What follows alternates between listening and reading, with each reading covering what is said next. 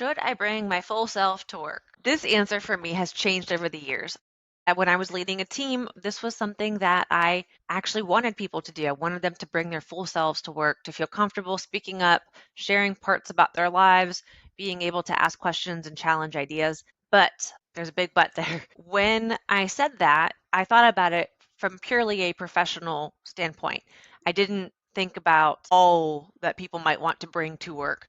And in that case, I am still an advocate of encouraging people to bring their full self to work with guidelines. And that is setting a balance between oversharing and opening up and building rapport with people by sharing personal details. So, personal details that you can share. I have a spouse, their name is X. I have a boyfriend, girlfriend, what partner. You can say like, "Oh yeah, they and I, she and I, he and I over the weekend did something." You can share a little bit. I have a dog.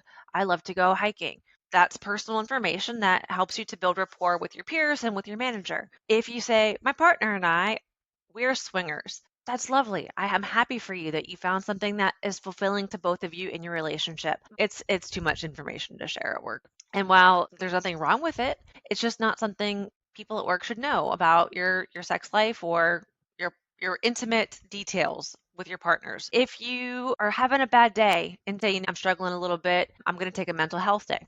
Totally fine. Mother just died, so I've been in a little bit of a funk, so I'm not quite on my A game lately. That's Thank you for sharing that with me. I'm so sorry to hear about your mom. If you share too much information about maybe all of your childhood trauma and all of the current things and the person that just dumped you and all of the baggage that you're dealing with, that's too much at work. And to be honest, it can also be used against you, especially if you are in the US and it's an at-will state. They could use that information. They won't necessarily tell you that that's the information they're using, but they can fire you for seemingly no reason, but maybe it's because they think that you can't handle the job because you've got too much stuff going on and you seem a little bit unstable. So you want to be careful about how much you share and what you share because not everybody is comfortable with that. So, yes, you should be able to come in and talk about some general details about your personal life.